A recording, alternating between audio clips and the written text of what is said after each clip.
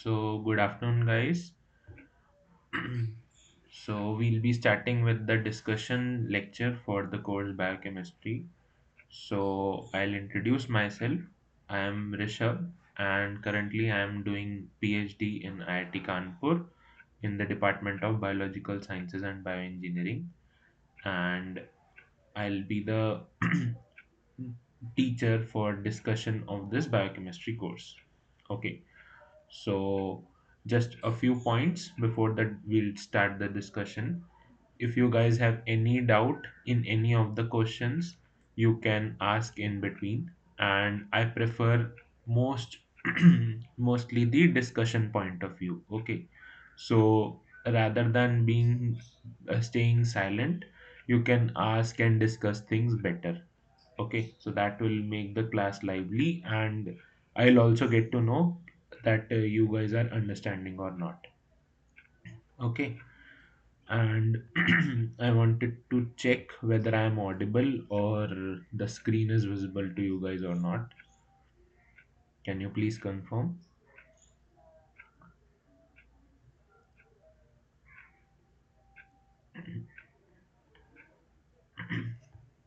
Okay,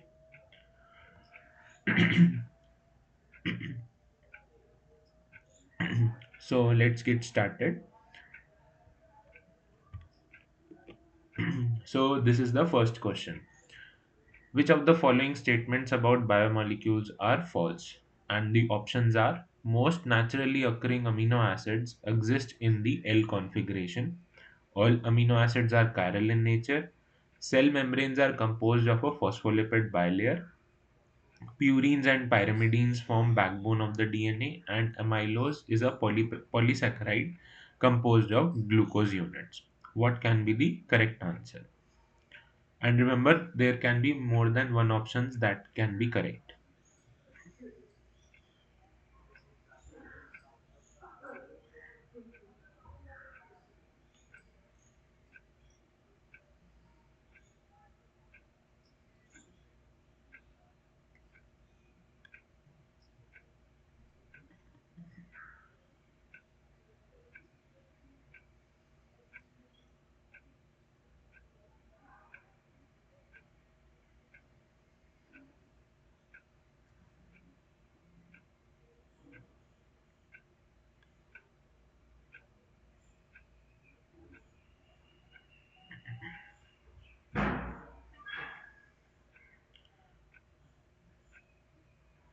Can anybody guess what can be the correct answer?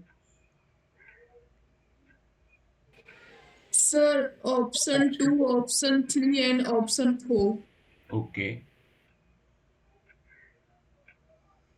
okay. So we got the first answer as these three options are correct with the question. Any more answers?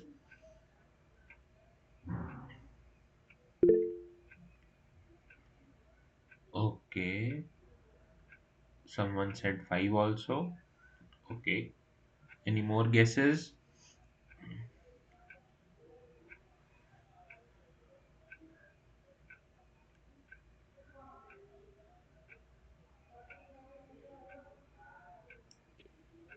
Option 2, option 3, and option 4.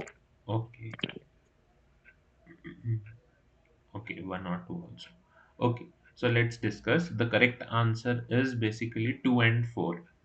Okay. So we'll go through the options one by one. So all mostly naturally occurring amino acids exist in the L configuration. Okay. So for that, first we'll understand what is basically the L configuration. So this is a type of isomerism which depends upon the fact that the molecule can divert the light, which we call as the optical activity of the compound. So if the compound can basically move the plane polarized light in a right direction, then it is called as the R conformation or the D amino or D conformation. And if if it can move the light in the left direction, then it is called as the L configuration. Okay, so how do we represent those compounds basically? So in case of amino acids, if we talk about, this is an amino acid, this is the main carbon atom through which the amino group, the carboxyl group, the hydrogen, and the side chain is attached. Okay, so here, how do we consider it as a L amino acid? We just consider this amino group, the position of the amino group. If it's on the left side, then it is called as an L amino acid. And if the amino group is on the right side, then it is called as an R amino acid. Okay, so in biological system, in all living organisms, mostly the L amino acids are formed. Okay, so these are the naturally occurring amino acids, but in few cases only.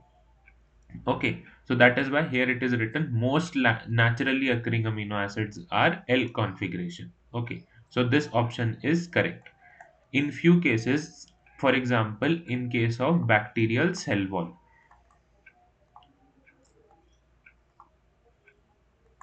some D conformations are also found. Okay, so first option is correct. Then all amino acids are chiral in nature. So as we discussed right now, that amino acid consists of a carbon through which all the four groups are attached. Okay, then what is a chiral carbon basically? So a chiral carbon is a one that have all the four groups that are linked to this carbon are different. Okay, and they basically do not superimpose on its mirror image. So that is called as a chiral carbon. But in case of amino acids that we see, only one amino acid make it a different thing, that is glycine. Okay, because in glycine this R group is substituted by the H. So this makes these amino acids, this carbon as a achiral carbon rather than a chiral carbon. Okay, so then this statement would be false because all amino acids are not chiral in nature because of the exception, that is glycine. Okay, now moving on to the third statement, cell membranes are composed of a phospholipid bilayer. So yes, the basic constituent of the cell membrane is the phospholipid bilayer. So for example, as you can see is in this image, this this thing is called as a phospholipid.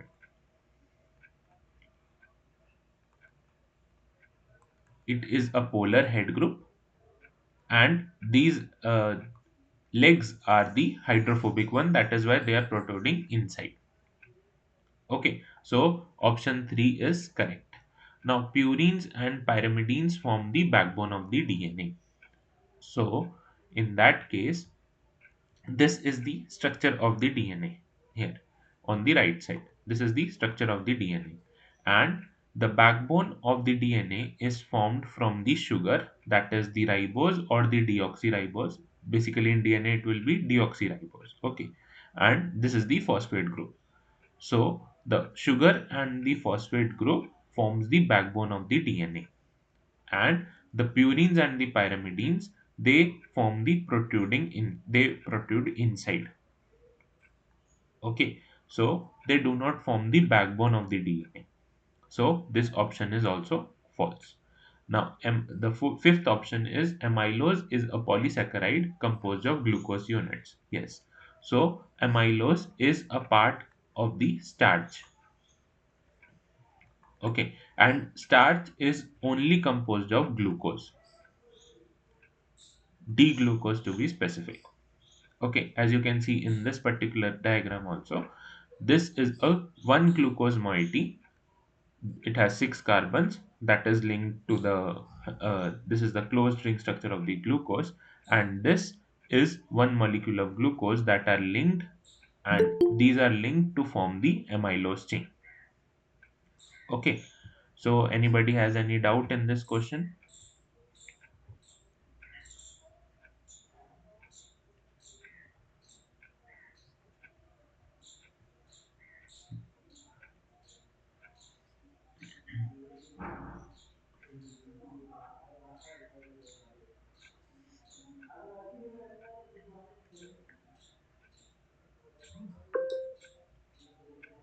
So I hope the question is clear. Now we'll be moving on to the next question. So, which of the following statements are true about the properties of water?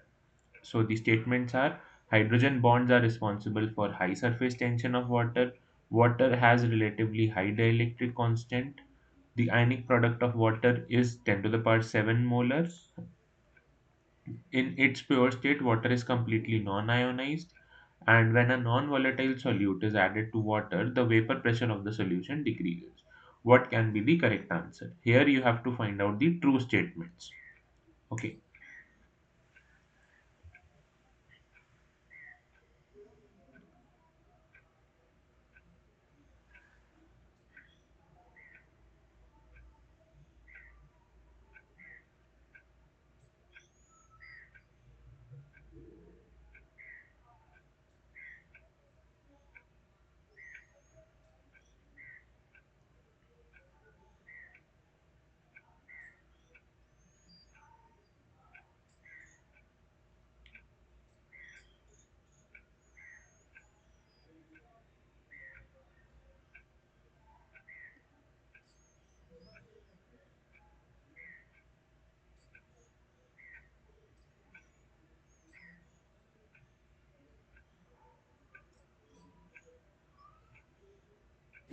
Sir, probably on option 3 and 4. Okay. 3 and 4. Okay.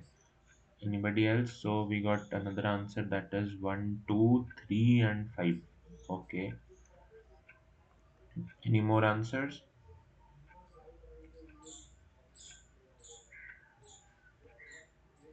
2 and option 5. 1, 2, and option 5. Okay. वैसे भाष्य Sorry, can you repeat?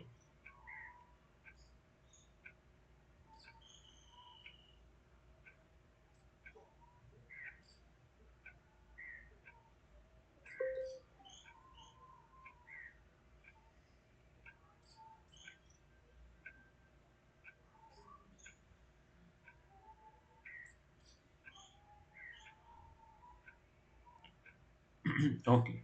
So the correct answer is option number 1, 2, and 5. Okay. So let's see.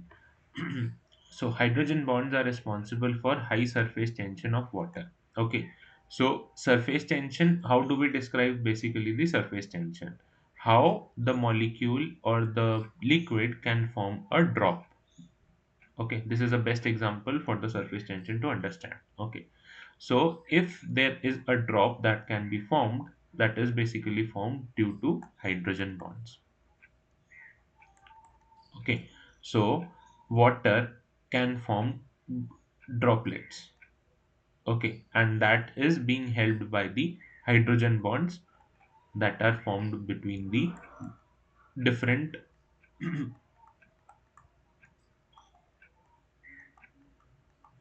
molecules. Okay, that's why water is a liquid also. So this is the same reason, because it forms very good hydrogen bonding with its molecules. That is why it is present in the form of liquids. Okay, then the second option, water has a relatively high dielectric constant. Yes, it's true.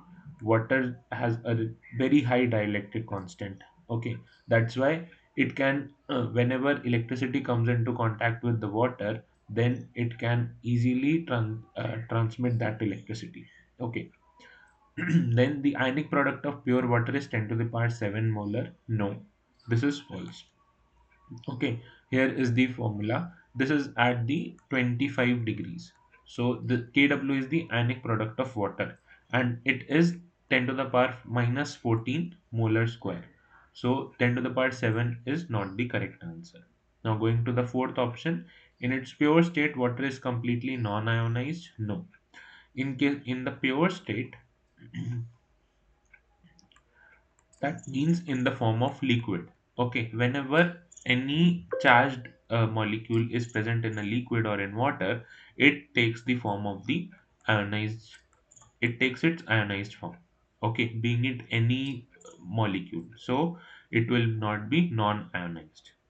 Okay. Then the last option, when a non-volatile solute is added to water, the vapor pressure of the solution decreases. Yes. So what happens basically is, to understand this, we consider this as a beaker in which water is present, and here the surface molecules are present. Okay. So whenever this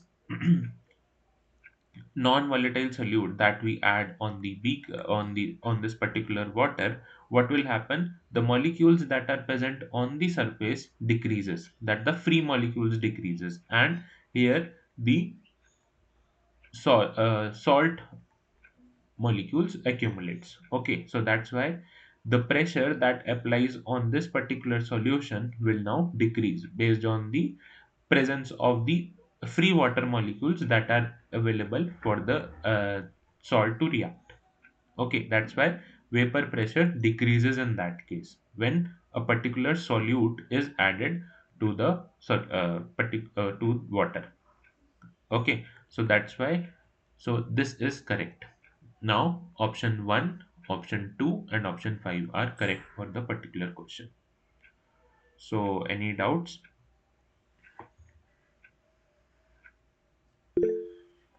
Hmm. Yes, you can ask. No, sir, I'm sorry. Okay.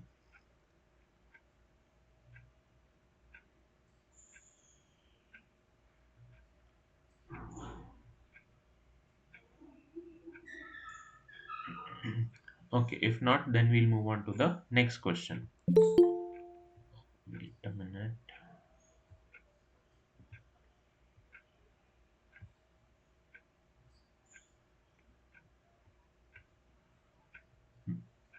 Okay, so let's move on to the next question. Choose the correct option with the correct nomenclature of the following compounds. So these are the two compounds given. Okay, so you have to identify which compound is that. So these are the options. Guess the correct option. Just 1 minute.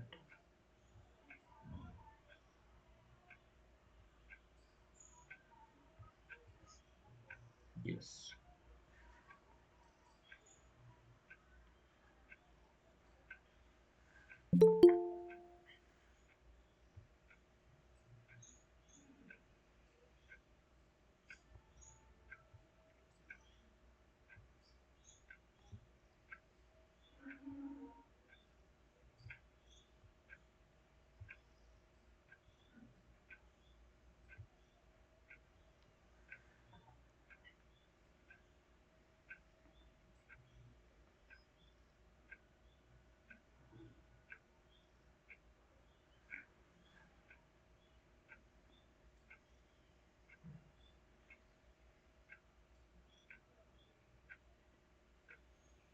Option on D fructose and L xylose. So option 4, right? Okay. Any No, more option guesses? 1. Option 1. Okay, sorry, sorry, sorry. So any more guesses?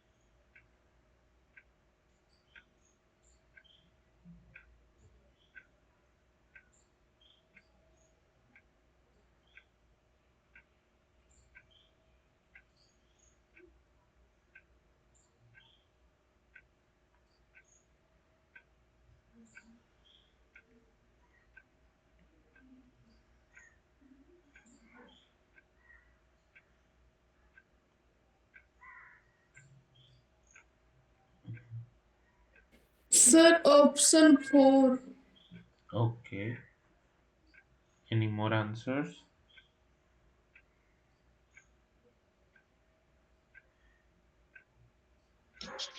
To हो गया।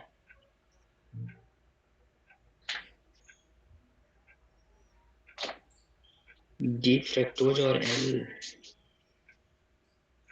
Hmm. एरिबिनोज।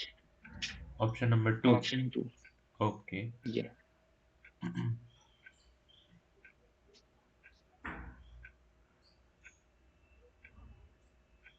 So the correct answer is option number two. Okay. So as you can see, here is the keto group. Okay. So this keto group is present in fructose, and fructose is a six carbon compound, right? So this is one. So total we have six carbons. Okay. So that's why this molecule is a D-fructose.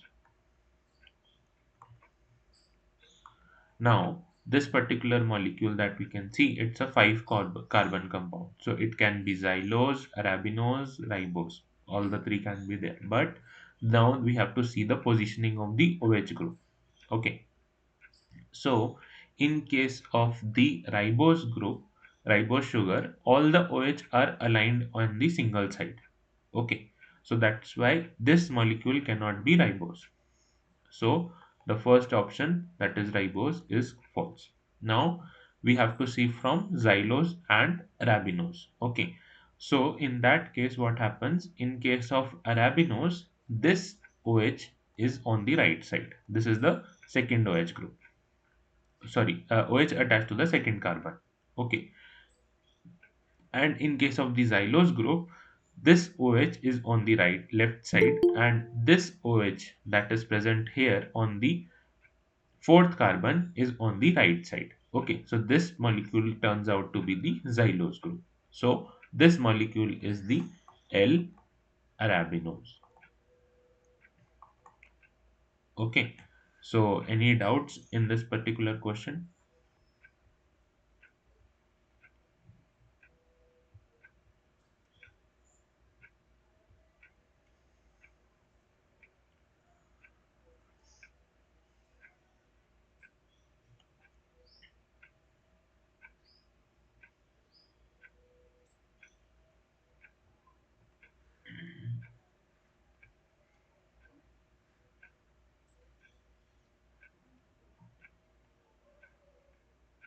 Okay, if not, then we'll move on to the next question. If the pH of an HCl solution is 3, the OH minus concentration in its conjugate base is 10 to the power minus n. So what is the value of n? Please calculate and let me know the answer.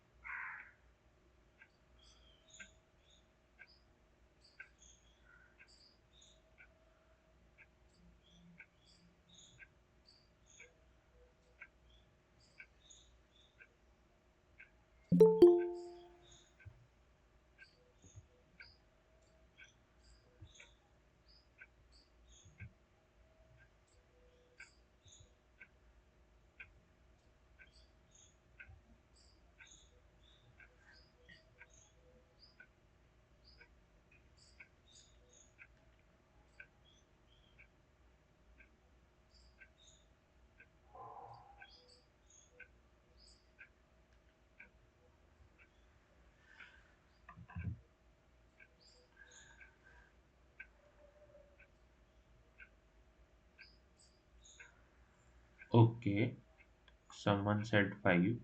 Any other answers?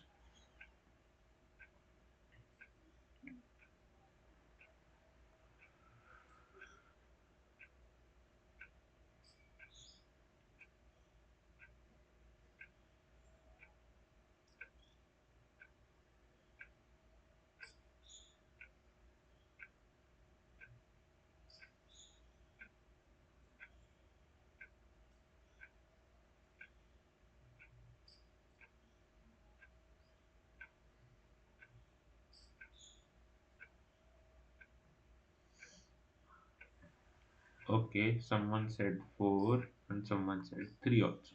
Okay, any more answers?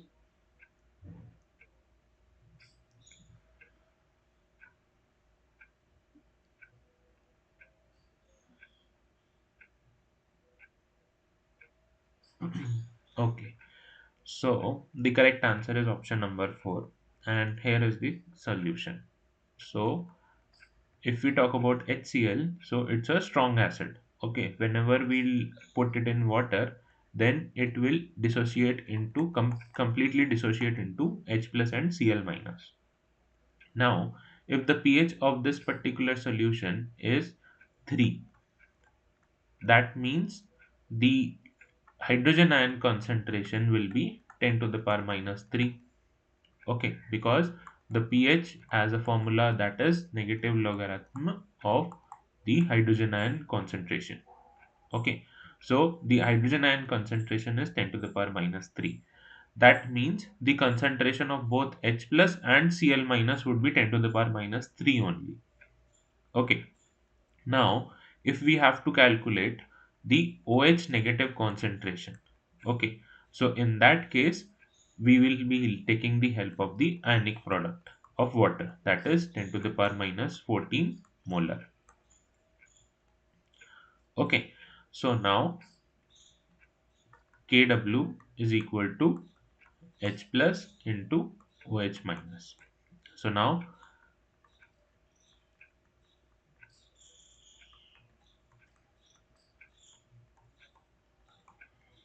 so from here the OH negative concentration comes out to be 10 to the power minus 11.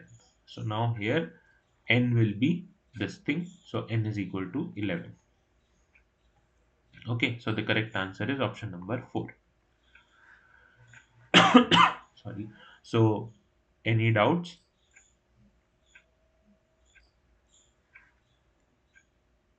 No, sir, it's clear. Okay.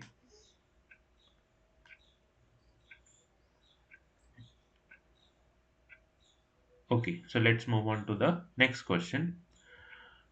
Which of the following statements is false regarding proteins and amino acids? Okay, so the statements are: selenocysteine is derived from cysteine and contains selenium in place of sulfur. When dissolved in water, amino acids exist as a Zutter ions. Then, in peptide bond formation, the amino group acts as a electrophile. Peptide bonds are highly stable as a result of high activation energies for bond formation. And the last one is secondary structure of proteins refer to the stable arrangement of the amino acid sequences. So, what can be the correct answer? Just remember, you have to find out the false statements.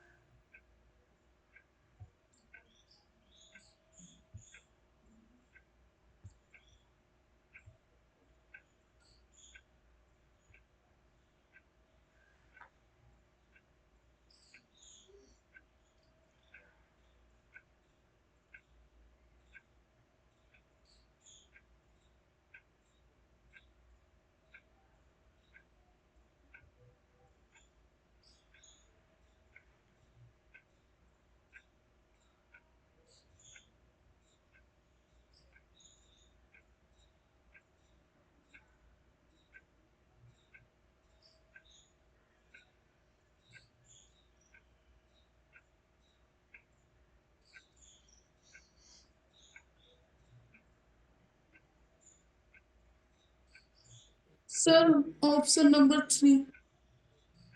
Okay. Here, more answers, more than one option can also be correct. Okay, two. Someone said two also. Then,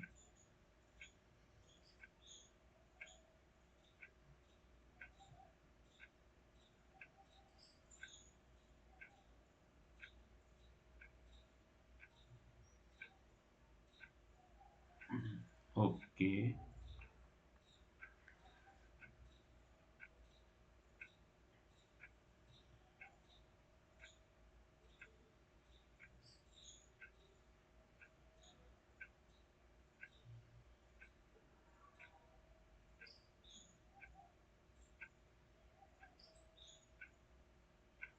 okay. So the correct answer is option number 1 and 3.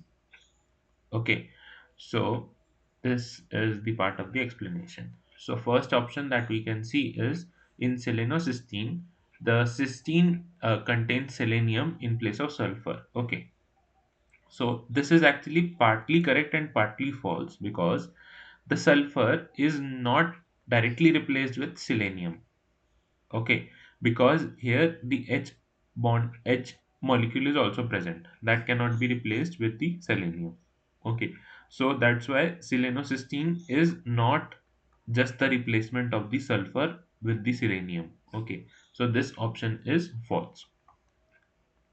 Then the second option, when dissolved in water, amino acids exist as a zwitterions. Okay, so as you can see in this particular image, this is a amino acid and this is the zwitterion form. That means it is present in the form of a charged molecule. Okay, this H plus, so this is the COH and this is the NH2.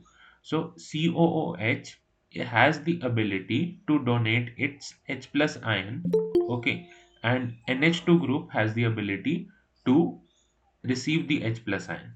Okay, so that's why whenever amino acid is present in a liquid or in water, it is present in the form of a charged moiety only. Okay, and in normal scenario also, the amino acids are present as a zwitterion form based upon the pH of the solution. Okay, so this option is correct. Now, moving on to the third option, that is in peptide bond formation, the amino groups acts as an electrophile.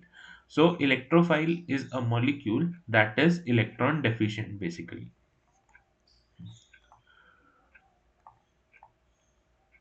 Okay, but in this case, as you can see here, the amino group has a lone pair of electrons that acts on the COH group that helps in the formation of the peptide bond.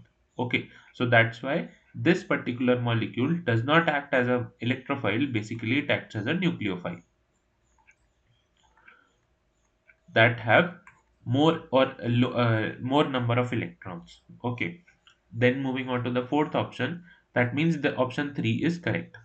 Now moving on to the fourth option, option 3 is false. And fourth option is peptide bonds are highly stable as a result of high activation energies for bond formation. So yes, this is correct because as you can see here, when the peptide bonds are formed, the activation energy is so high. In that case, it will need more energy to be broken off.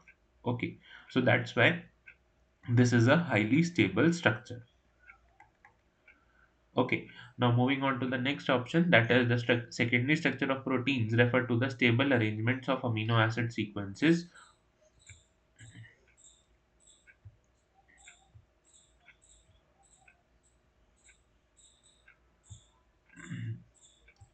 So yes, this option is also correct. Why? Because the amino acid sequences that we can see, this is the primary sequence of a protein.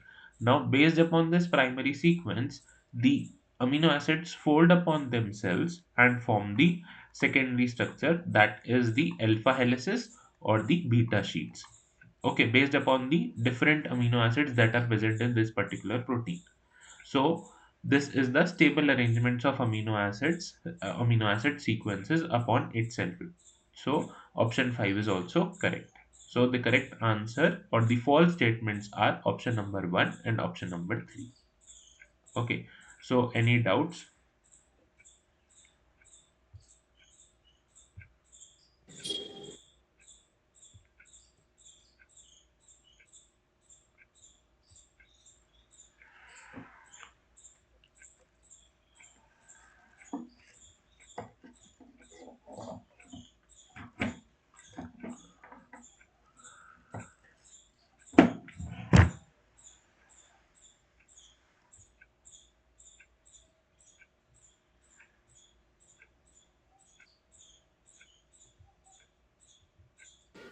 Sir, I have a doubt in Hmm. option 4.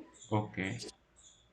Sir, here is it written that peptide bond are highly stable, Hmm. but in मतलब ये highly stable कौन से state में, in primary structure और secondary structure Hmm. और both structure, because अगर primary state में ही highly stable होंगे तो सेकेंडरी स्टेट बनाने की जरूरत पड़ेगी नहीं. Hmm. Okay. So what happens is this is the, for example, this is the primary structure of an primary structure of a protein, right? Now these are the amino acids that are linked by the peptide bond. The fourth option says that the peptide bond is so stable that it has high activation energy, मतलब उसको break नहीं कर सकते इतनी जल्दी, ठीक है. But if this protein has to perform a function, in that case the primary structure tend to fold upon itself and form the secondary, tertiary, or the quaternary structure to perform its function. Okay, so here, if the peptide bond is stable, that means it will not break off this amino acid sequence. Okay, it will not have any impact on the different structures of the protein. Is it clear? Yes, sir. Hmm.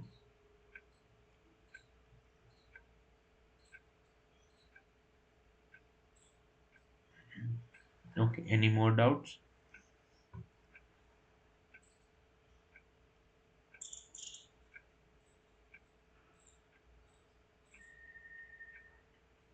Okay, if not, then we'll move on to the next question.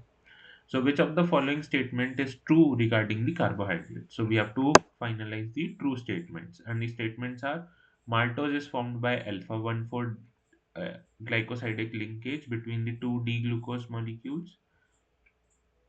Glycogen has a structural role in bacteria and eukaryotes. Glucose has six carbon molecules and is a ketose sugar. D-glucose and D-mannose are epimers, and reducing sugars are capable of reducing ferric or cupric ions. So, what can be the correct answer?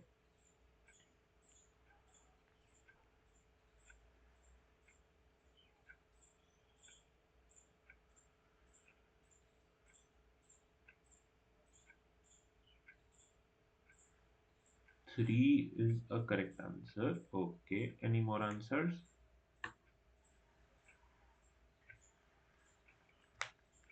Sir, 1, 4, and 5. 1, 4, and 5. Okay, okay. Any more answers? 1, 3, 1, and 3. Okay.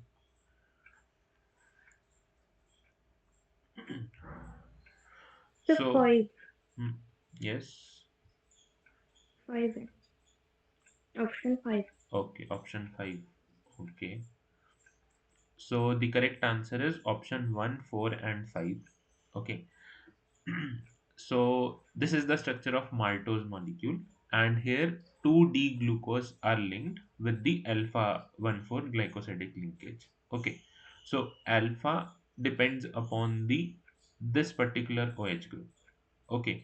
So, if this is below, okay, that means this is the alpha conformation of the glucose, and here in this case it's towards the down, so this is alpha 1 to 4 linkage in case of maltose. Okay, so this is the option 1 is correct.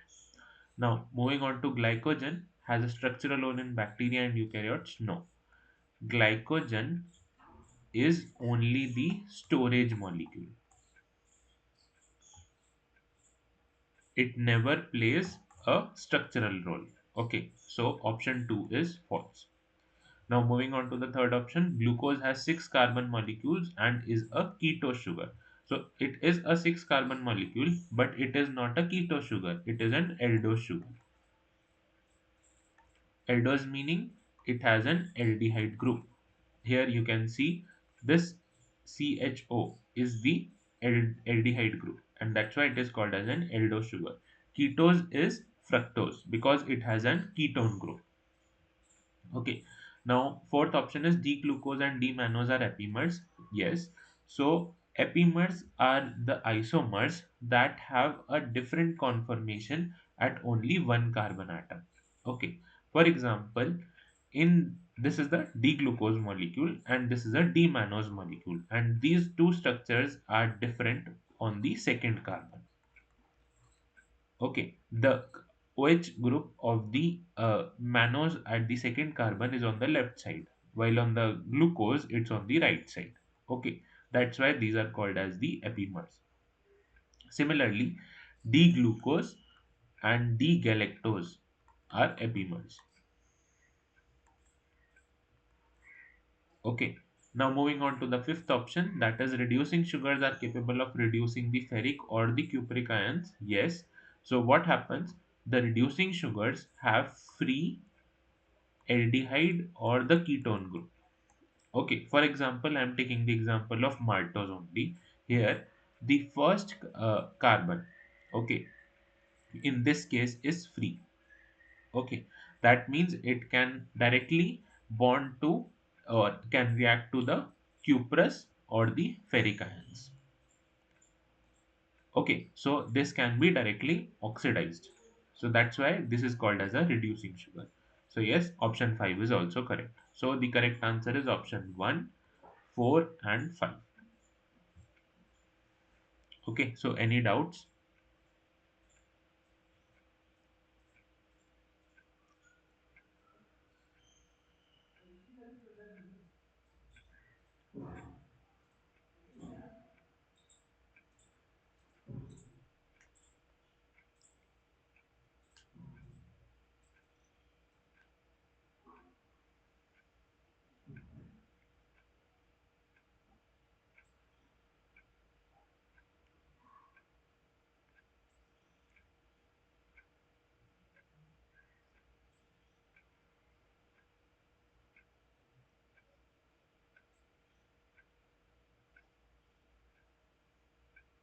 Okay, if not, then we'll move on to the next question. Hmm. Which of the following statements is false? So here you have to find out false statements regarding the nucleic acids. So the DNA backbone is composed of phosphodiester linkages. The two strands of DNA run in anti-parallel fashion.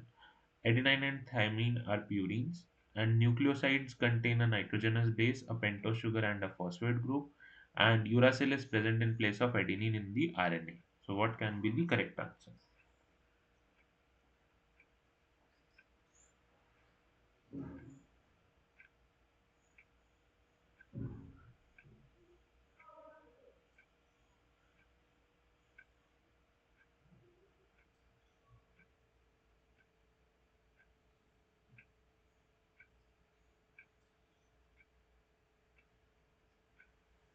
Okay. Any more answers?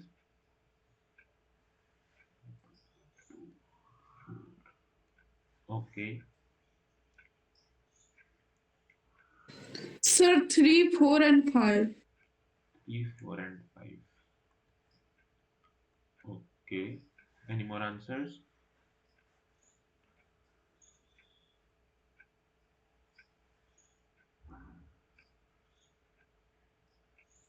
5 and 3.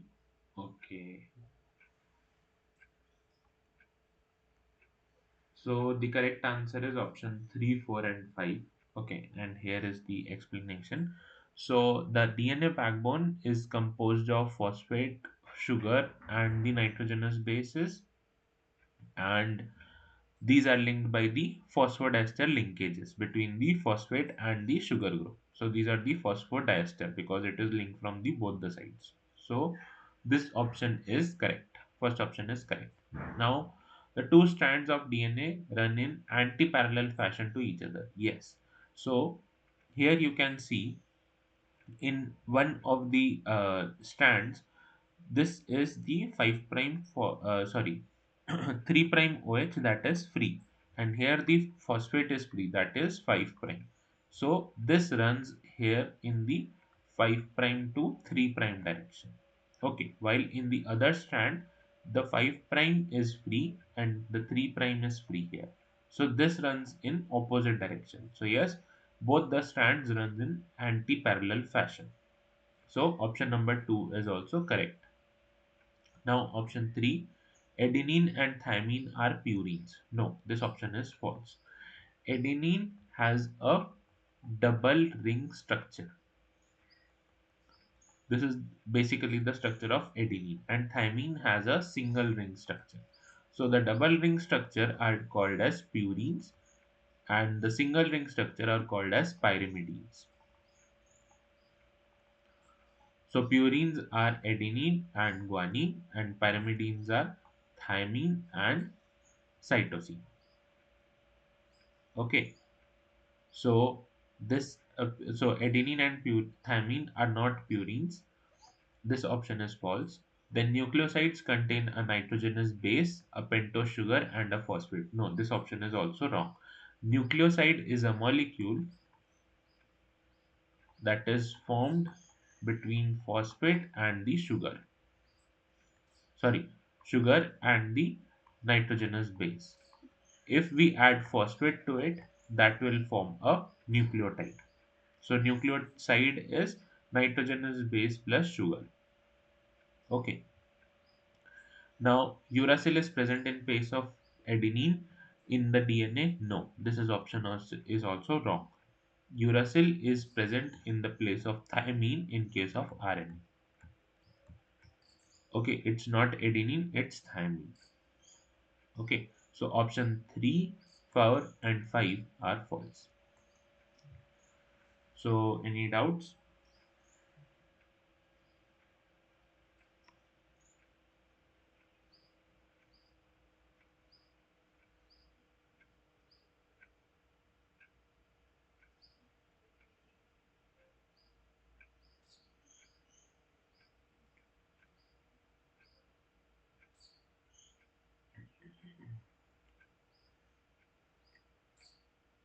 Okay, if no doubt, then we'll move on to the next question.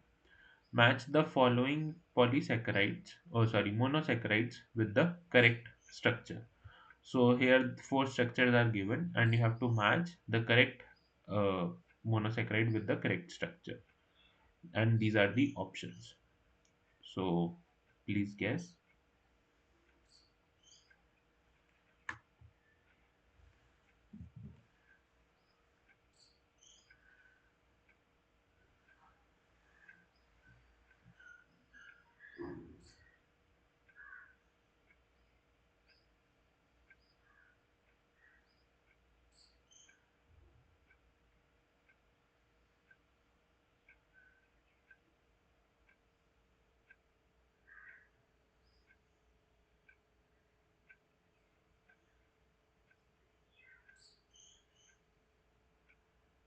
Sir, option number 4. Okay, option number 4. Okay. Oh no, no, no. Option number Hmm. 4. Okay. 3. Okay, any more answers?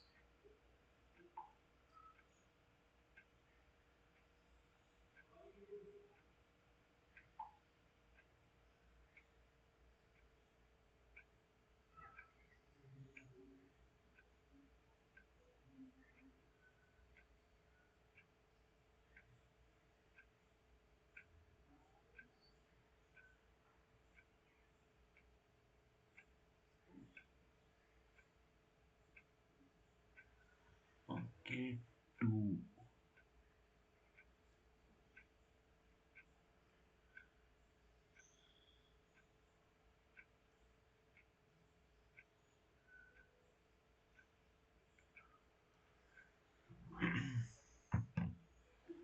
Okay, so the correct answer is option number 1.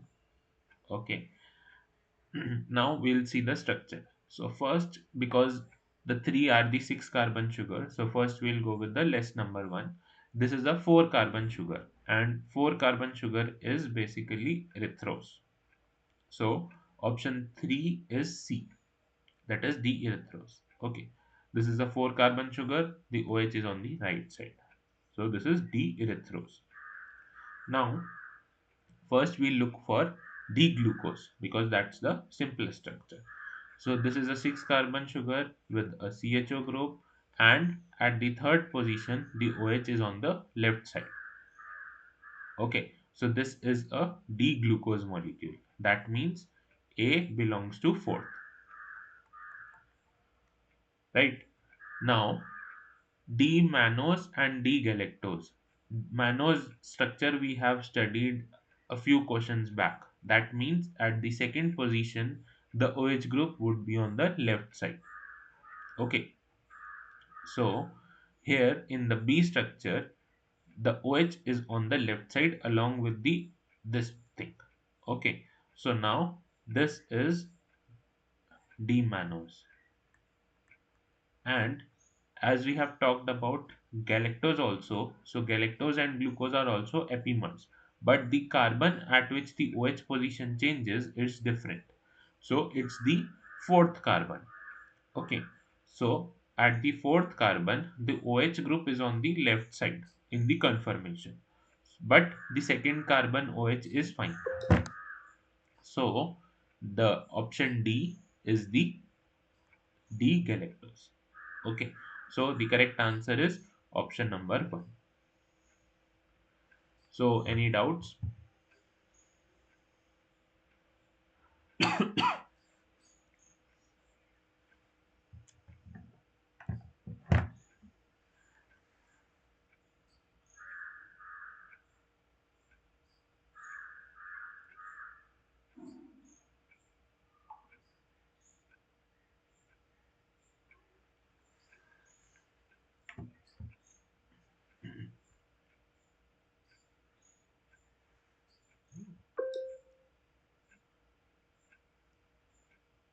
Okay, if not, then we'll move on to the next question.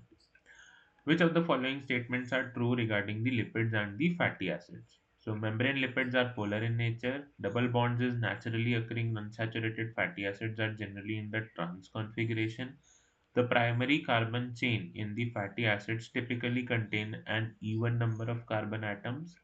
Triacyl glycerols are the simplest lipids composed of three fatty acids linked to a glycerol molecule, and sphingolipids are present on the cell surface and play a role in biological recognition. So, what can be the correct answer?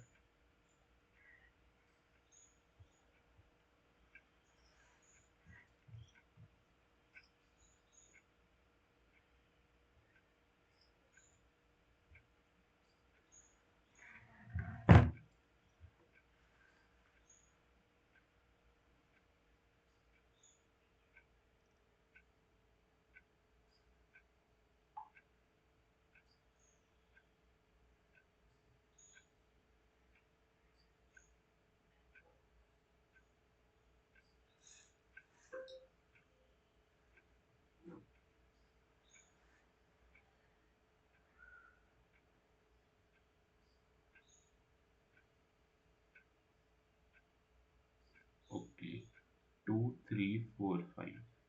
Okay, 1, 4, and 5. so the correct answer is option 1, 3, and 4. Okay, so membrane lipids are polar in nature. Just few slides back, I have showed you the structure of a membrane. So it is arranged in this format.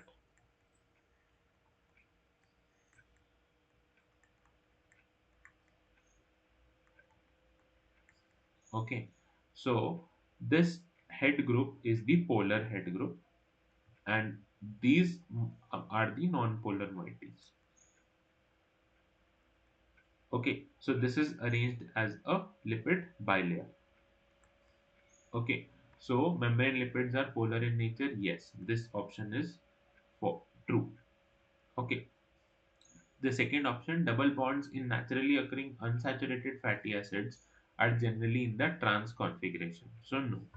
As you can see here, just for example, this first fatty acids is a unsaturated fatty acid. Here is one double bond. So now what happens is, based upon the surrounding uh, temperature and the complexity of the surrounding, the cis or the trans configuration comes into play. Okay, for example, if there is a freezing temperature, in that case the fluidity needs to be more. Okay, so most of the fatty acids at that time take trans configuration to maintain the fluidity of the environment, because if the temperature is low, the surrounding temperature would be very low, that means freezing. So in that case, to maintain the fluidity of the plasma membrane, the fatty acid turns to be trans. But in other cases where the fluidity of the surrounding is more or the temperature is high, in that case, to maintain the fluidity of the cell membrane, the fatty acid turns to cis configuration. Okay, so it is interchanging. It is not a constant thing. Okay, so second option is false. The primary carbon chain in fatty acids typically contain an even number of carbon atoms. So yes, this is correct. Okay, so as you can see here also, it contains only the even number of carbon atoms. Okay, now the triglycerols are the simplest lipids composed of three fatty acids linked to a glycerol molecule. So yes, as you can see, this is a triglycerol molecule, triacyl glycerol molecule, where this glycerol molecule is linked to three fatty acids, and these fatty acids can be saturated or unsaturated. Okay, so option number 4 is also correct. And the fifth option, sphingolipids are present on the cell surface and play a role in biological recognition. So no, this is false. Lipids, both sphingolipids or any other lipids, can be present either on the cell surface or towards the cytoplasmic site. Okay, and this biological recognition is generally done by different molecules rather than sphingolipids. Okay, so option 5 is false. So the correct options are option 1, 3, and 4. So any doubts in this particular question?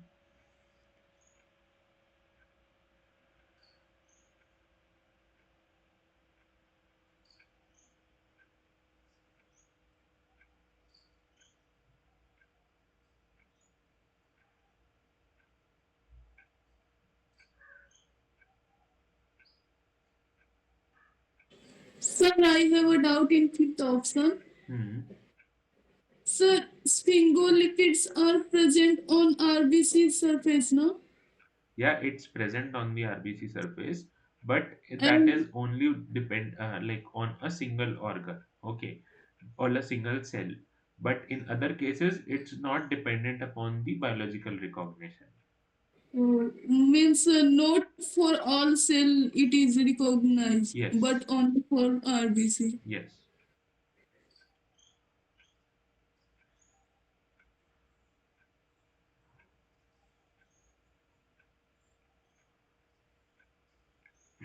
Okay, if not, then we'll move on to the next question. For determining the purity of a given DNA sample, what absorbance ratio is used?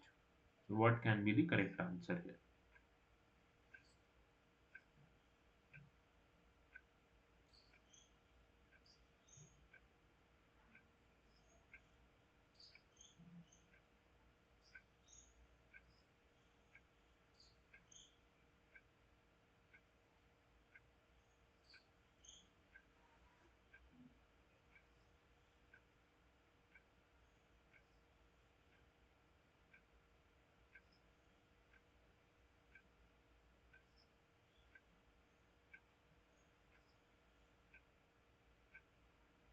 Okay, any more answers?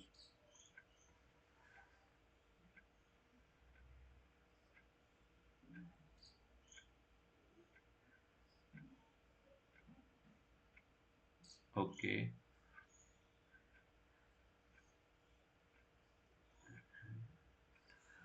so when we take the absorbance of DNA in a spectrophotometer or a concentration measuring machine, then what happens? We check the absorbance as 260 nanometer because at that particular wavelength, all the bases absorb. Now, if we have to check, because we are isolating the DNA from the cell itself, right? So the ratios depend upon the protein content, okay, and the salt content, right? Because there is some procedure to isolate the DNA, and if that procedure is there, that means there can be proteins also in that sample and the salts that we are using to isolate that particular DNA.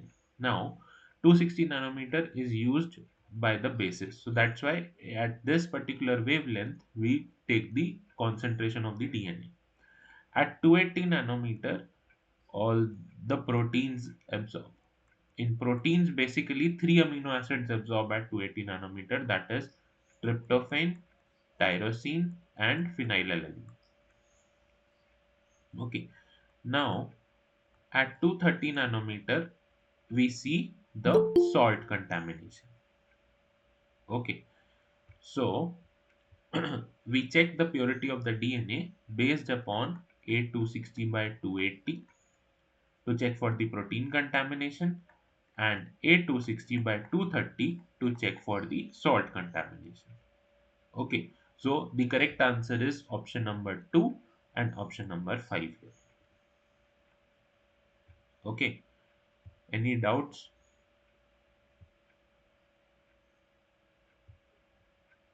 Sir, what is salt contamination?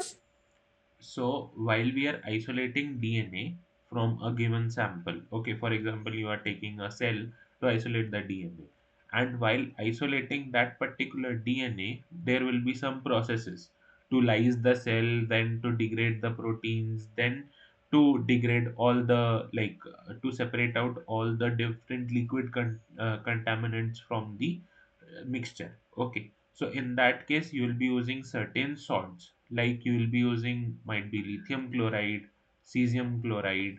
Okay, so in that case we'll check whether any salt contamination is there in the final preparation of DNA or not. Okay, so this is the salt contamination that we see.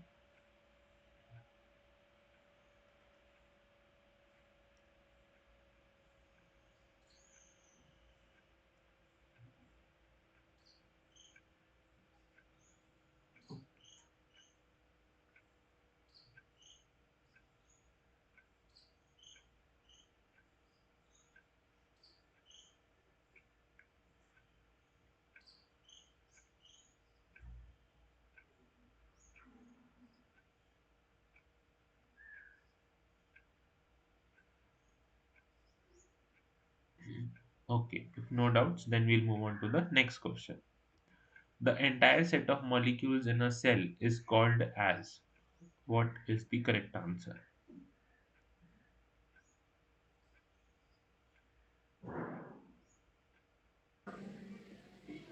Metabolome. Okay, any more answers?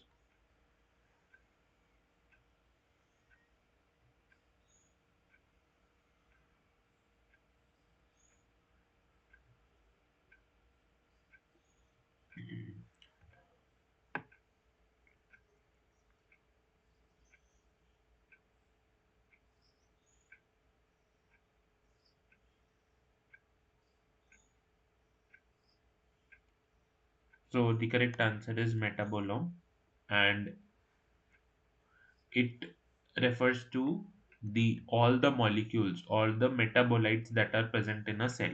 Okay, so that can be primary metabolites. Primary metabolites meaning that are involved in energy metabolism or energy generation. The secondary metabolites that are involved in the secondary processes but not involved in any of the function by the cell itself. Okay, So these all the metabolites that are comprising in a cell refers to the metabolome. Okay, so let's move on to the next question. Which of the following is true about the secondary metabolites? They are required for growth and confer a selective advantage. They are not required for growth and do not confer a selective advantage. They are specialized molecules that can be toxins. They are specialized molecules that play a role in defense. So, what can be the correct answer?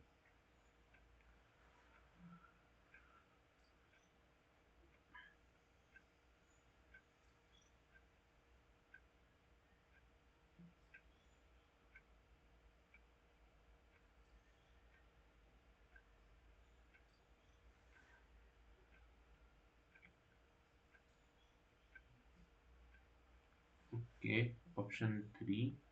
Then, any other guesses?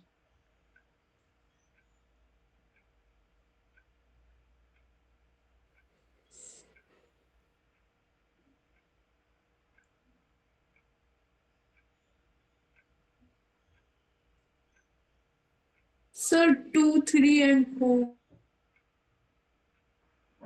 Okay, two, three, and four. Okay,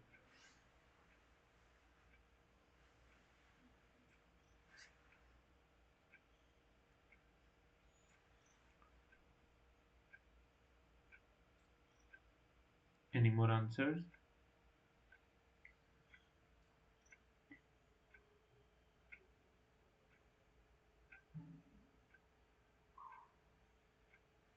Three. Okay. Okay. So the correct answer is option number three and four. Okay. So as I just stated, that secondary metabolites are not used by the cell for their energy requirements. Okay. So they do not confer any selective advantage.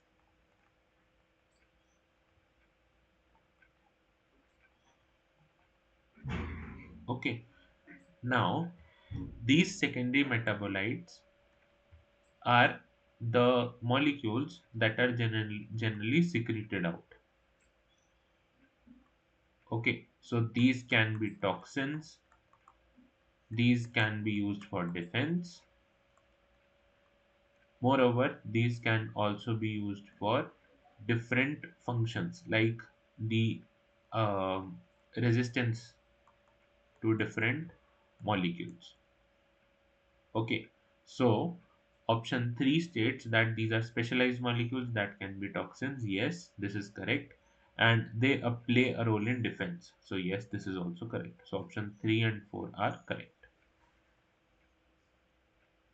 Sir, how is option 2 incorrect? I'm not able to understand. Okay, so they do not have any, uh, like, they have a selective advantage. Okay, so for example, I'll talk about like some of the plants, they secrete some toxins. Okay, but these toxins are not toxic to every organism. Okay, so for example, these toxins are only harmful to the specific insects, but not to other organisms. Okay, so that is why this offers a selective advantage towards them. Okay, Okay, sir. so that's why Okay. this option, the second part, is false.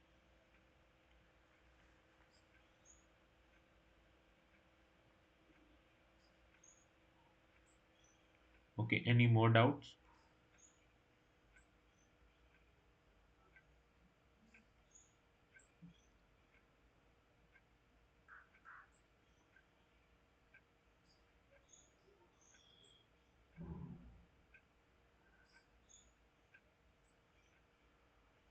Okay, if not, then we'll move on to the next question. Dash is a secondary metabolite used to treat malaria. So what is the answer?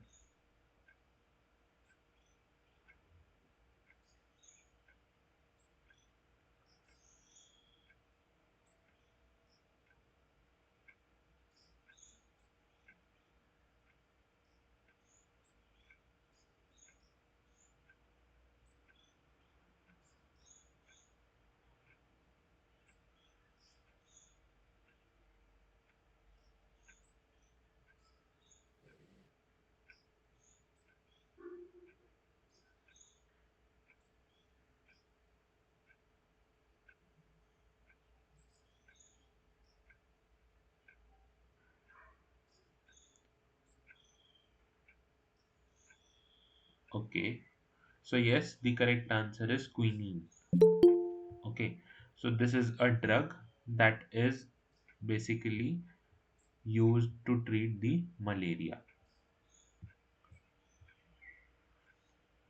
Okay. So let's move on to the next question.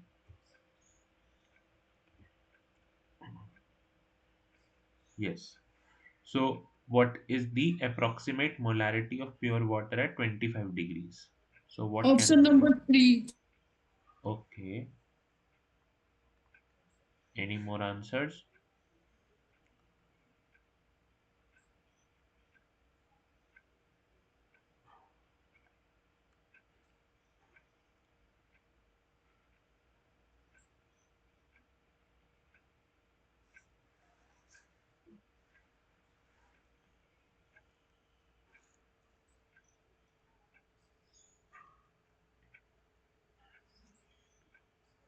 So yes, the correct answer is option 3, and here is the explanation. Okay.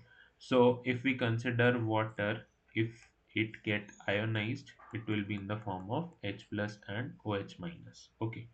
So when we calculate the equilibrium constant, it's the ratio of the product of concentration of products by the concentration of the reactants. Okay.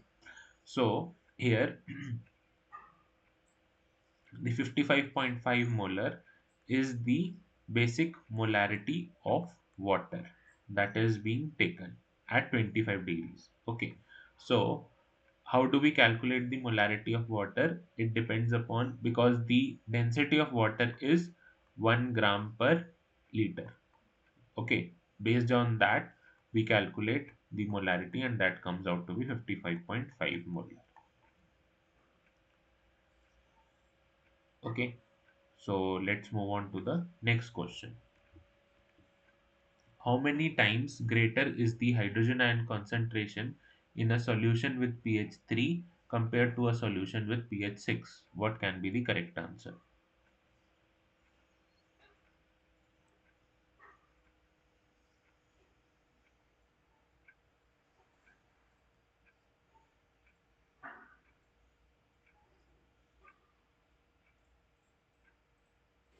1000 times. Okay. Any more answers?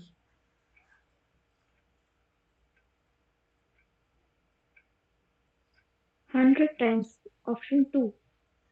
Okay. Any more answers?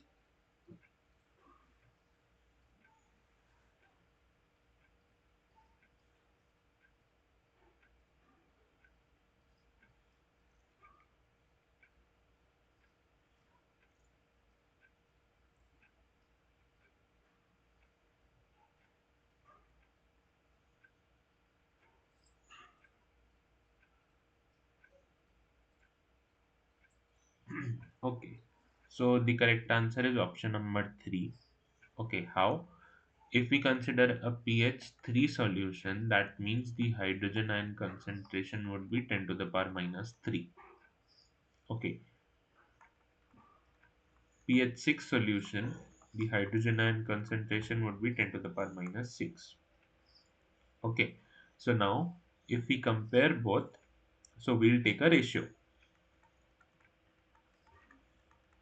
Okay. So now, if we cut this, this comes out to be 10 to the power minus 3 in the denominator. So now it will be 10 to the power 3 times. So in pH 3 solution, it will be 1000 times more as compared to pH 6 solution. So the correct option is option number 3. So am I clear? Yes, sir.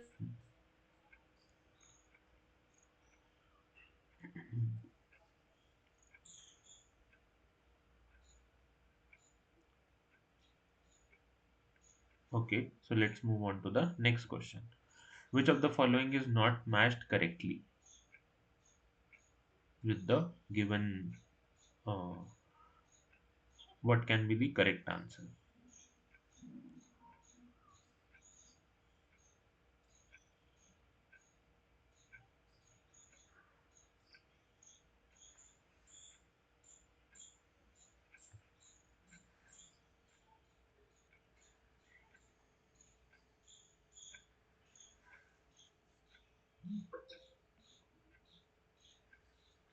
Okay. Anybody else? One.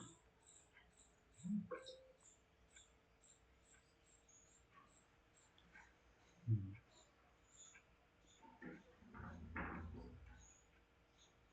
Yes, the correct answer is option number one. So caffeine is not a protein. Okay, caffeine is a secondary metabolite that comes in the class of terpenes. Okay, so it is not a protein. So option one is not correctly matched. Chromosomes is a supramolecular complex, yes, because it's a complex of DNA and proteins that is fold upon itself. So the protein molecule is forms the core, and out of this, the DNA molecules wind upon itself. Okay, then lysosome is an organelle, yes. So it contains all the digestive enzymes that degrades all the molecules during the different processes. And then ribosomes is also a supramolecular complex, yes, because in this case there are different protein molecules and the RNA molecules, okay, that are linked to each other and they form a complex. So this is also a correct answer. So the correct answer in case of the question is the option 1. Okay, so any doubts?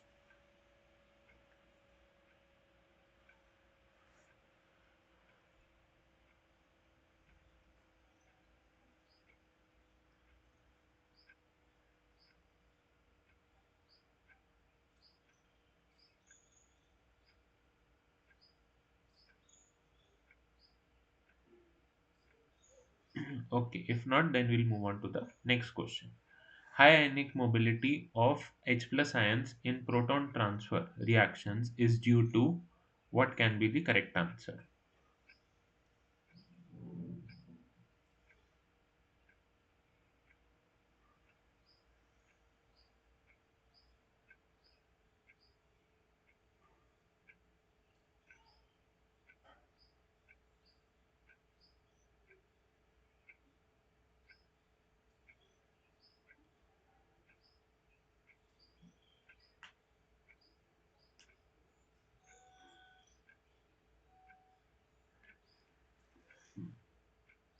Okay, so yes, Due to small size, one option. one option. Okay, anybody else?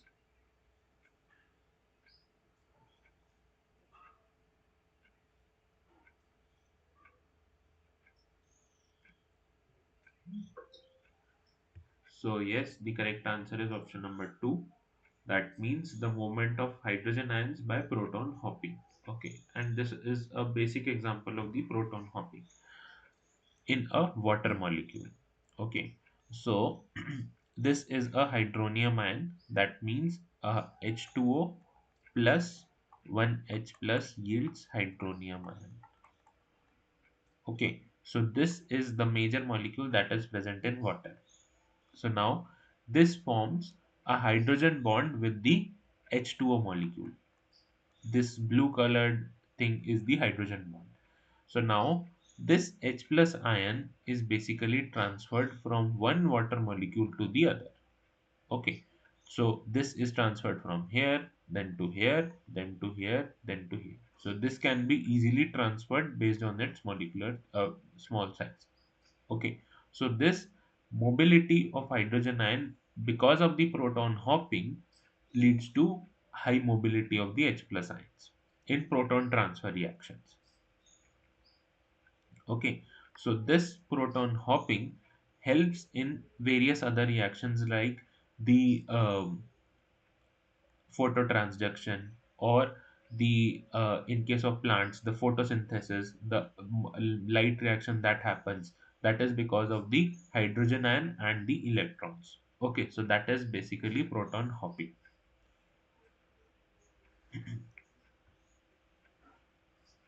Okay, so let's move on to the next question. So malic acid and fumaric acid is an example of which type of isomerism?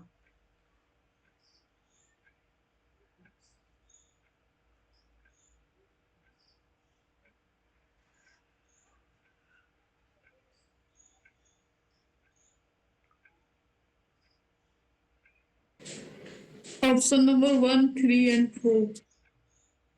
Okay. Hmm.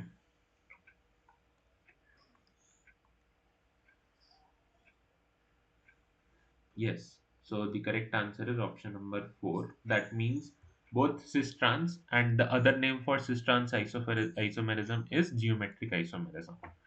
And these are the structures for the malic and the fumaric acid. Okay. So both the acids have a dual carboxylic group, but in case of the malic acid, both the carboxylic group is arranged on a single side. That means the rotation of the like the carbon bond is restricted in this case. So this forms the cis acid. So malic acid is present in the form of the cis configuration. Okay, and in case of the fumaric acid, the both the carboxyl group are opposite to each other. Okay, that means it is present in the in trans configuration. Okay, so these two are a good example of the geometric isomerism or the cis trans isomerism. Okay, so in case of a cis-trans isomerism, what happens is a double bond or a triple bond is present and the groups have a restricted rotation towards themselves. So, for example, there is a double bond present on the carbon molecule. Now, this carbon molecule has a restricted rotation on the other molecule. Okay, now, cis isomerism would be if both the groups or both the heavy groups are present on a single side and the other lighter groups are present on the other side. So, this forms the cis configuration. And if both the heavy groups are present on the opposite side, that forms the trans configuration. Okay. So this is the example of the malic and the fumaric acid.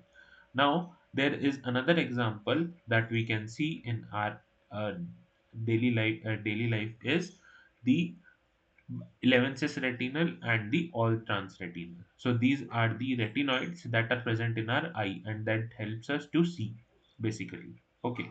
So this 11th and the double bond between the 11th and the 12th position refers to the configuration that is present there.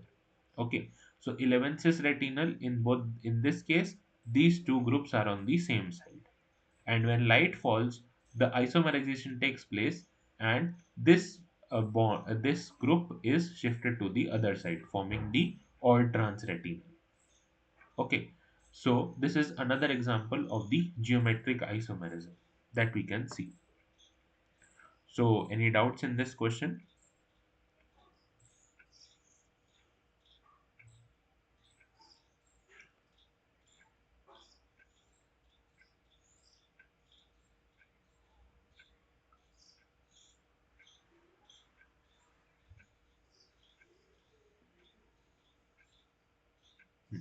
Okay, so let's move on to the next question. Stereoisomers that are mirror image of each other are called as dash, while those are not a mirror image of each other are called as dash. What can be the correct answer?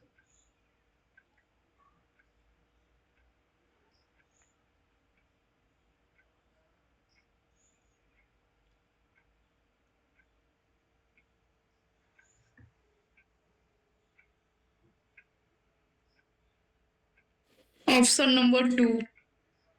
Option 2. Okay. Any more answers? Okay. Option number 1.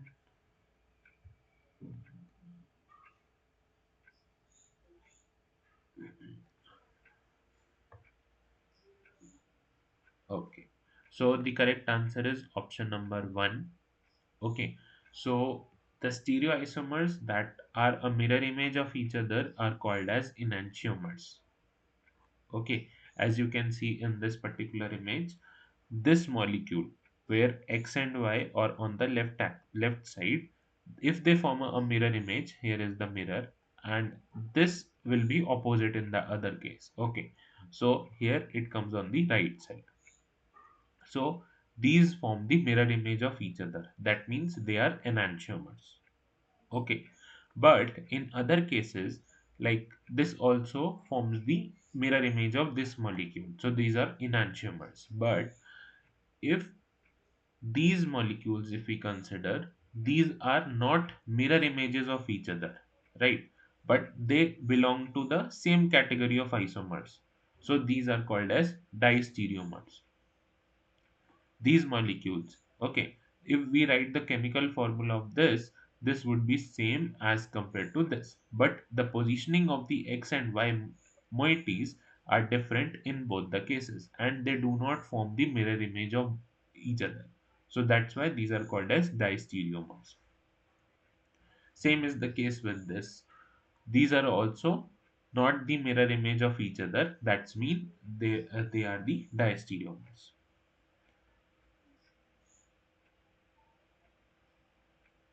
Okay, so any doubts?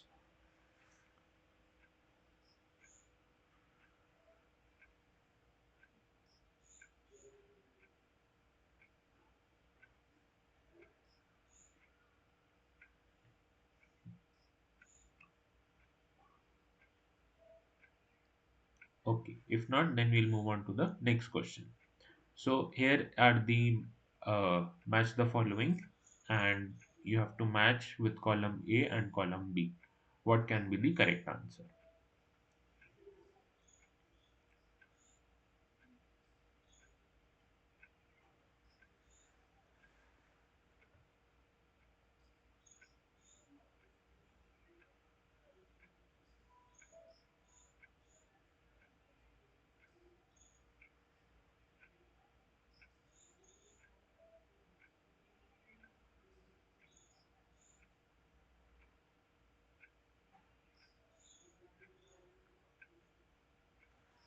Okay, this is 3.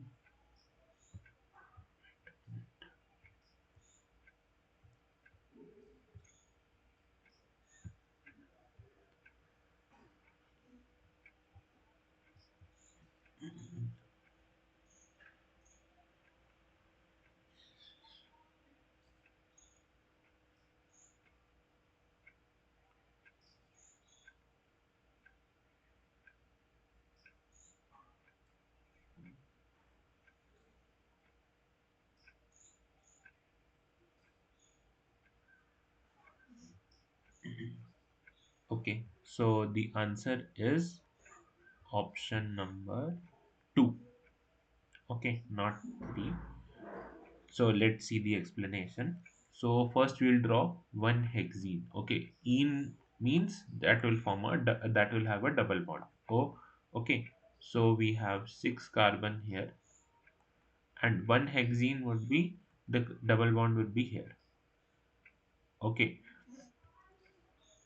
so in this case, it will not be able to exhibit the geometric isomerism because here two hydrogen molecules will be present. Okay, this would be above and this would be below, and here the other molecules would be present. So in this case there would be no geometric isomerism because the cis trans case cannot happen in this case. Okay, so the correct option is C. So one is C. Now we see the structure of glycine. Okay, so this would have a COH group, H, NH2, and the R group is H. So here it is a achiral carbon. So the molecule is achiral in nature. That means D is second. Okay. Now we'll see the structure of D erythrose. Although we have seen,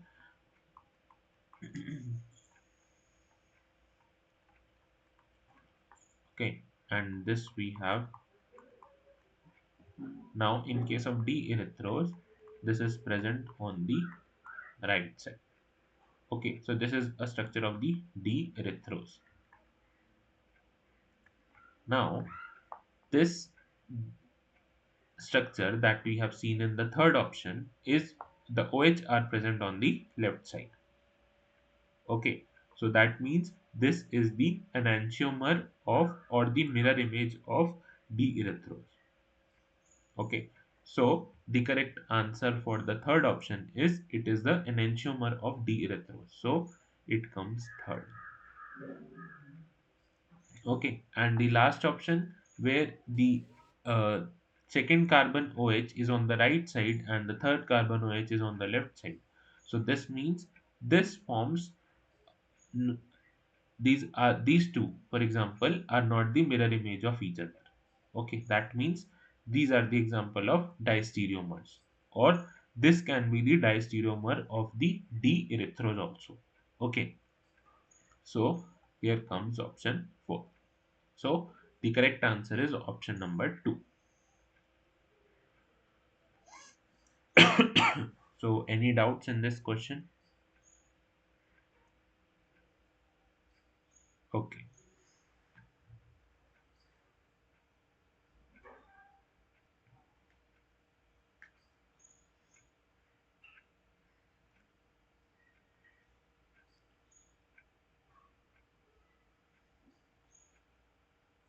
Okay. If not, then we'll move on to the next question.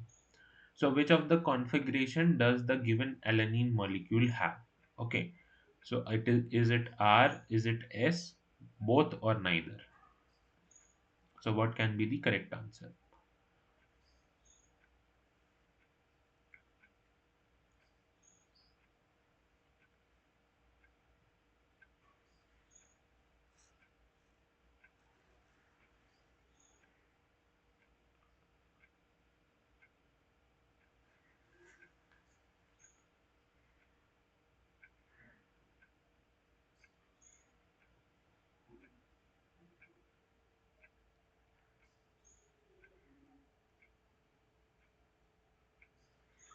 Okay. Any more answers?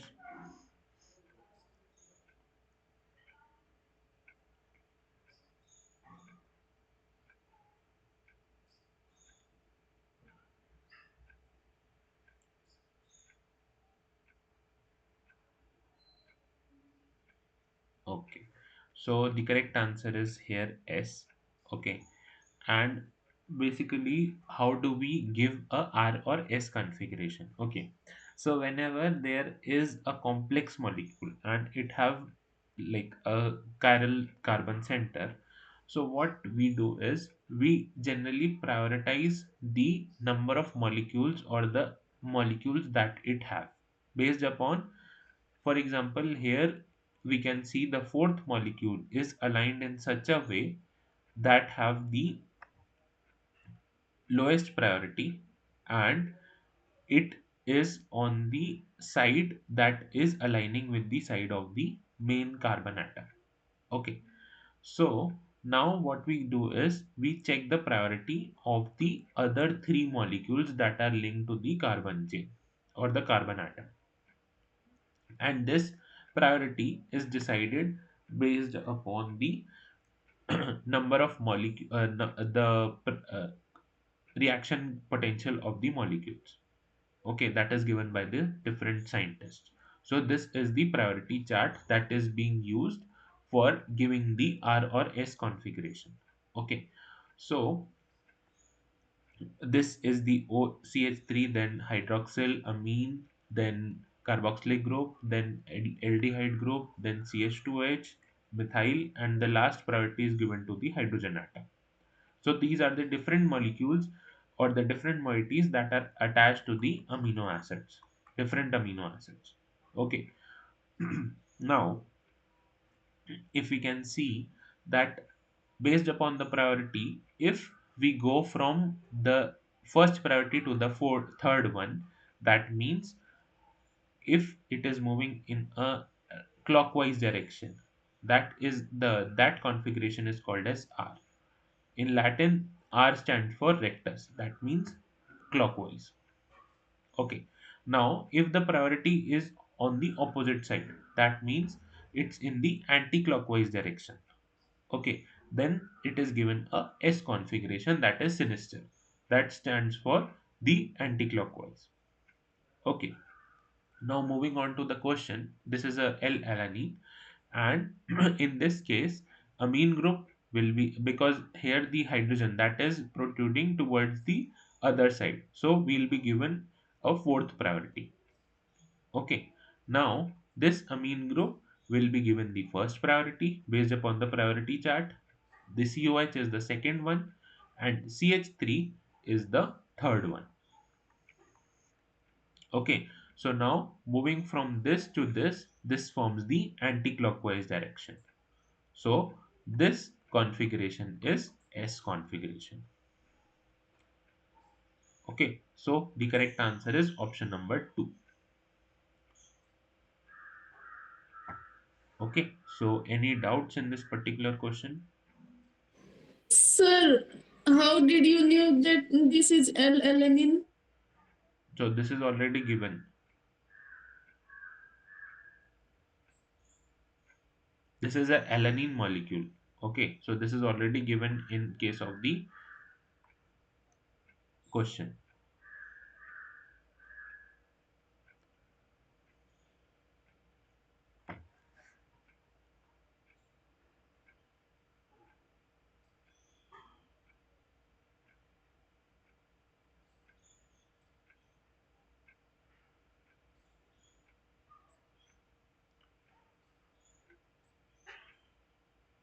Any more doubts?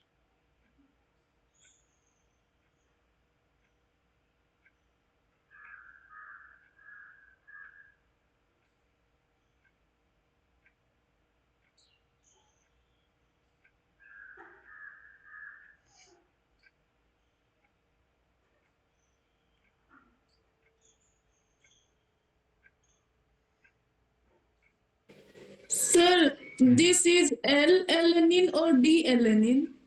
This would be D-alanine, because the NH2 group is present on the right side, right? So if it would be on the left side, then that would be L-alanine.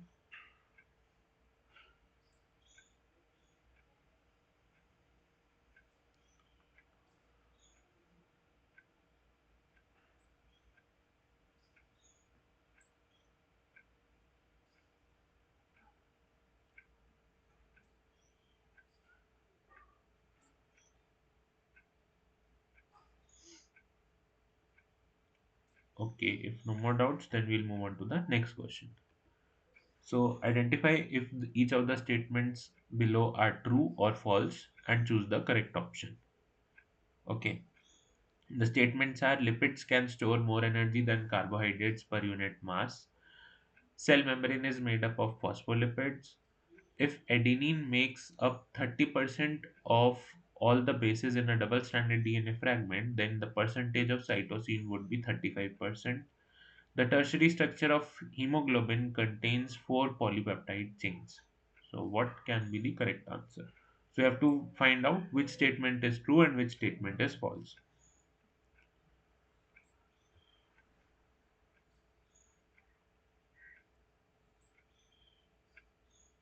Okay, so any more answers?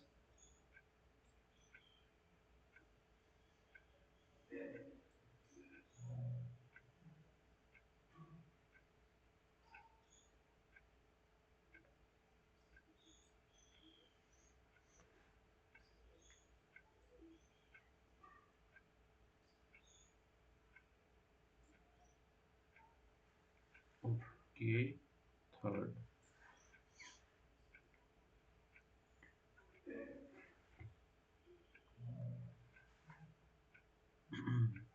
Okay,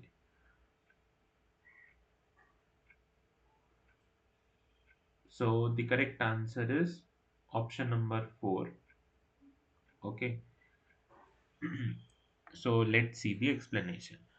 So the first statement is lipids can store more energy than carbohydrates per unit mass. Yes, this statement is true. Okay, why? If we consider the number of ATP molecules that are generated from one fatty acid, for example, and one glucose molecules, then nearly, if we consider for fatty acid, it would be nearly something 100 molecules of ATP are generated from one fatty acid. Okay, but on the other hand, if we tell about glucose, then nearly 34 ATP molecules are generated. Nearly. Okay. So as you can see, from one fatty acid, it is around 100 ATP molecules, and one from one glucose, it's around 34 ATP. So this is a huge difference between the two, right? So that means lipids can store more energy as compared to the carbohydrates. So this is for example, okay. The actual values is near to the values that I stated, but these are not the actual values that are generated from one fatty acid or one glucose molecule. Okay. Now the second statement, cell membrane is made up of phospholipids. The base molecule is phospholipids, right? But in addition to phospholipids, there is another molecules that are sphingolipids. Even cholesterol is present. Okay, so there are other types of lipids also present in the cell membrane, although the quantity is less. Okay, even glycolipids are also present, that are connected to the carbohydrate moiety. Okay, so only phospholipids are not present in case of the cell membrane. Okay, moving on to the third statement. If adenine makes up the 30% of all bases in the double stranded DNA fragment, then the percentage of cytosine would be 35%. Okay, so what happens in this case is, okay, so generally in a double stranded DNA, we see that purine number of purines is equal to the number of pyrimidines. Okay, that means purines are A plus G and pyrimidines are C plus T. Okay, so and secondly, A base pairs with T and C base pairs with G. Okay, so the number of A's will be there, equal number of T will be there, and number of C will be there, equal number of G will be there in a double stranded DNA. Okay, so if we have 30% of adenine, that means 30% of thymine will be present in the double stranded DNA, and total makes up 60% of the bases. That means A and T combined will form the 60% of the bases. The rest 40% will be C and G. Okay, so out of this 40%, 20% will be C and 20% will be G. Okay, so the cytosine will be 20% rather than 35%. Okay, so option statement 3 is also false. Now, moving to the fourth statement, the tertiary structure of hemoglobin contains 4 polypeptide chains. No, the tertiary structure of hemoglobin contains only one polypeptide chain. Okay, the quaternary structure of the glucose contains 4 polypeptide chains. So remember, in case of protein structure, primary structure is the amino acid sequence. Secondary structure is the folding of this amino acid sequence in the form of helix or in the form of sheets. Okay. Now, folding of these two structures upon itself form the tertiary structure. Okay. So this forms the folded conformation of a single peptide chain. Now, if there are more than one polypeptide chain linked to each other and forms the quaternary structure. Okay, there can be many chains that can be linked to each other with different interactions. So this forms the quaternary structure as in case of the hemoglobin. Okay, So this is the structure of the hemoglobin. This is the beta chain 2, beta chain 1. This is the alpha chain 1 and alpha chain 2 that are linked with the heme group and the ferrous ions. Okay, so here the correct answer is option number 4 because the second, third, and fourth are false and only first is true. So is it fine? Any doubts?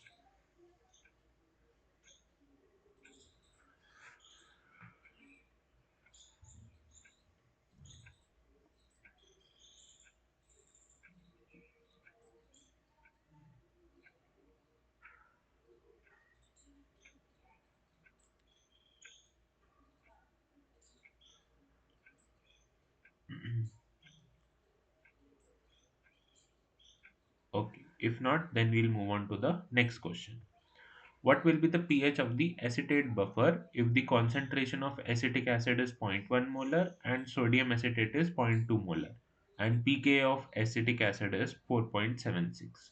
So what can be the correct answer?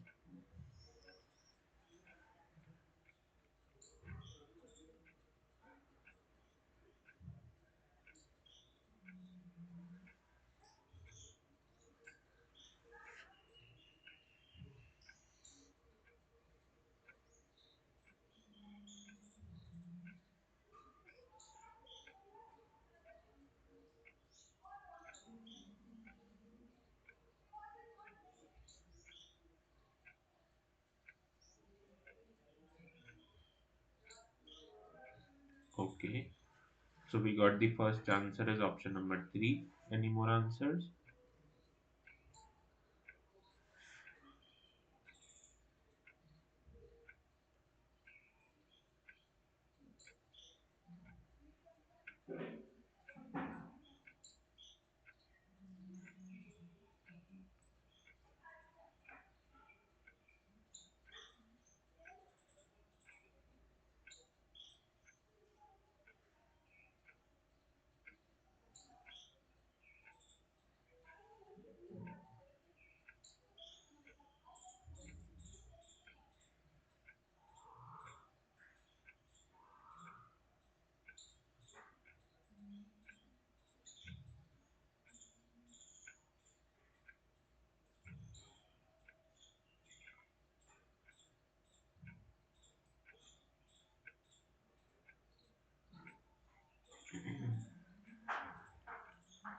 Okay, okay.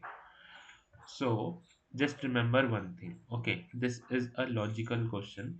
So if there is a acetate buffer, that means it's an acidic buffer. So in this case, the pH of the buffer will not go above 7. Okay, so option number 2 and option number 4 are directly excluded. Right? If we would be talking about any basic buffer, in that case, the pH of the buffer would be greater than 7, not less than 7. Okay, now we would be applying the Henderson-Hasselbalch equation.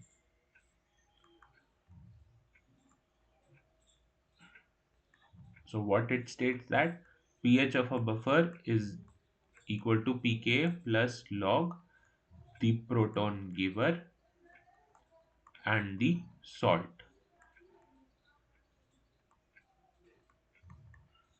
Okay, so pK value is 4.76.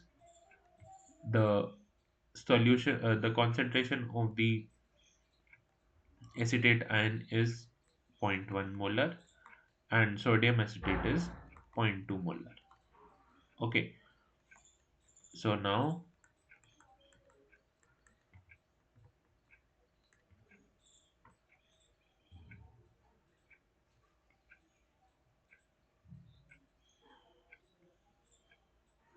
oh, sorry, this would be acetic acid. Okay, and this would be the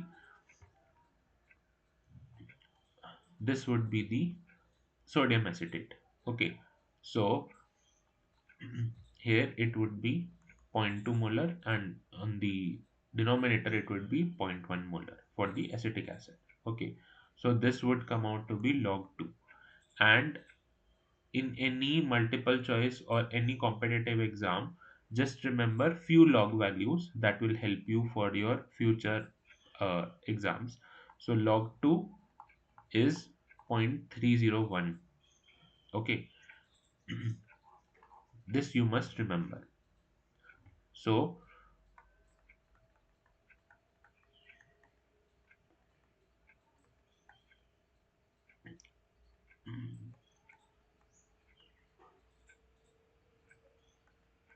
so this would be the pH of the acidic buffer. So the correct answer is option number 3. So any doubts?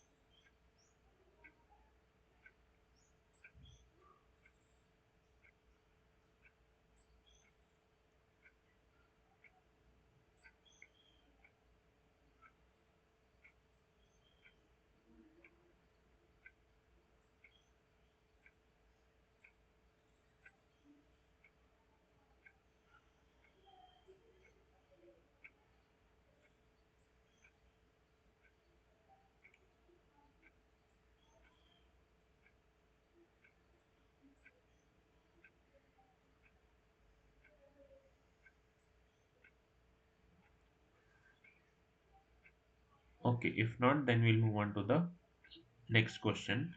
For a given chemical reaction, Henderson-Hasselbalch equation is expressed as follows. So you have to check for the Henderson-Hasselbalch equation that can be followed for the given reaction. So what can be the correct answer?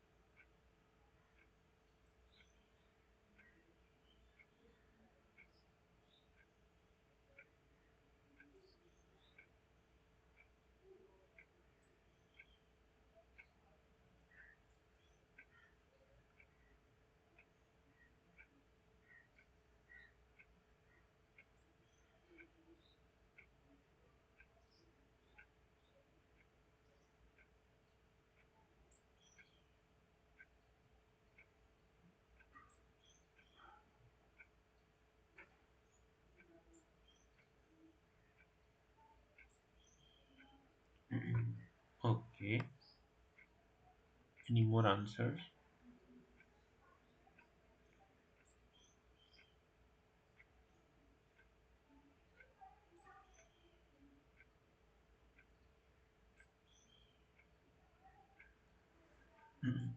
Okay,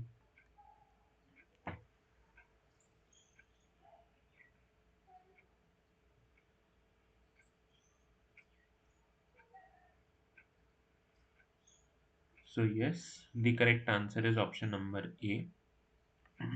Okay, and as the Henderson-Hasselbalch equation states that the pH is equal to pK plus log of the salt that is being formed as in case of the buffer.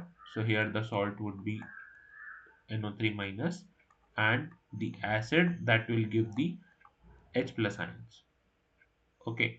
So this would be the correct equation for the this particular reaction. Okay, so this leads to the last question of our session for today. And if you guys have any doubt in this particular presentation or in week one, you can ask now.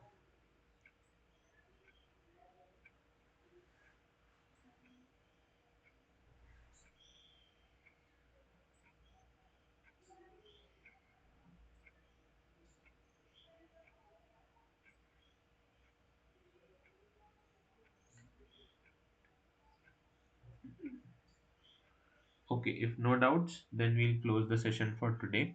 Thank you guys for joining.